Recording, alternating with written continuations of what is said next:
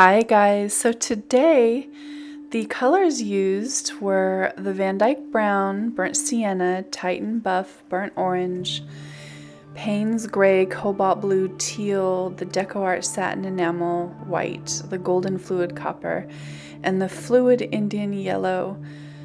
I just also want to say thank you to my supporters Amanda, Sharon, and Elizabeth. You can also help bring more art videos to you by supporting my channel just like these guys did, and the link is in my description box below. Even small donations help keep these videos coming. Also, you can visit my shop. There's new prints and paintings updated regularly, and you could make it yours. That's one way to make it yours, is to visit my shop and see a painting that you love. Also, share and support. And speaking of support, look at... Hello. And I love you in my brain. And I like watching your... I like watching your painting show. Hi, Hazel. You're the best. I like watching your painting show. Hi, Tom and Joe. I hear you like watching my painting show when you wake up. That is awesome, and I hear that you do your own paintings. Keep painting, and thank you so much, and much love to you.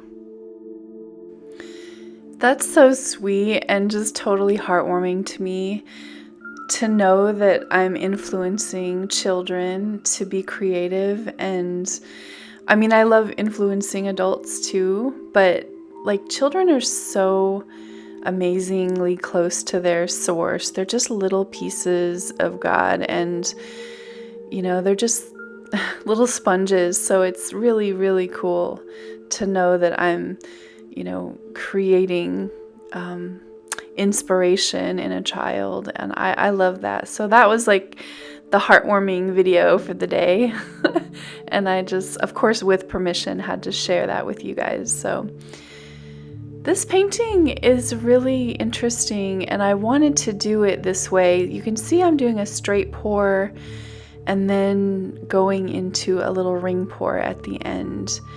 And you're gonna see why, but at the end of this, I saw a Nubian Queen, and that's why I named this Nubian Queen, because she just appears right before my very eyes. So this is 3 straight pours that end in a ring pour, just going the opposite directions. So basically what I did was I filled each cup almost exactly the same way, you know, as much as you can exactly. And you can see it had a lot of the same effects, but I wanted to put the warm colors towards one side and the cool colors towards the other side, and then layer them next to each other, but going opposite directions, just to see what kind of effects I could get. Now in the squeeze bottle, I did not mention this in the colors that were used, but that's Arteza's Pearl Copper Brown. And I do like it. It's not as shimmery when it dries as some of the DecoArt paints, but it is a really pretty color, and I really enjoy using it. I'm just filling in some of the little white spaces, and then taking care when I'm tilting on this one. There are a lot of beautiful cells going on in the Indian yellow hue with the burnt sienna, and I just want to kind of preserve some of those if I can. This is one of those gallery wrapped canvases, and I love the look of the sides. Look how pretty the sides are on that one. It's just, I'm so addicted to the gallery wrap canvases. It's hard for me to even go back to the other ones now. They're just so substantial, and they feel so professional. Do you see the Nubian Queen? She is forming right before our very eyes. I love the way this art form presents images and our mind makes sense of them. One thing I wanted to do here, just a little bit of embellishing. You know, I like to do my little embellishing because I feel like it makes my paintings different and special. And this is the Golden's Fluid Copper. And what I know about the copper is that when it dries, it's spectacularly shimmering. So I just wanted to add a little bit of extra shimmer to this piece because I really didn't use very many metallics at all in here. So it was just, you know, important to me. I just wanted to give a little bit of highlight to that area. The other thing, you guys, is I've been wanting to talk about this, but I keep forgetting. I'm just getting to the point in my painting life where I can actually paint for the outcome versus painting and just seeing what happens. And what I mean by that is I have a good enough relationship with my paints and understand how they work that I can actually start painting for how they're going to dry. And it's really interesting because it used to be that I would make these beautiful paintings wet, and then they dry, and I would be kind of disappointed in some ways. Just slightly, you know, they just didn't look as dynamic or as beautiful. And they looked perfectly lovely when they were wet. So I'm just getting to the point now where I can anticipate how each color is going to dry and then calculate ahead of time. You know, if I know that a dioxazine purple dries basically almost black, I can kind of use it as a shade of black instead of black in a painting. Or, you know, in this case, that copper may not look totally amazing like it is, but I know that when it dries, it's going to provide this little pop. And there she is, my Nubian Queen. Isn't she gorgeous? And, you know, it's a little bit out of camera shot right now.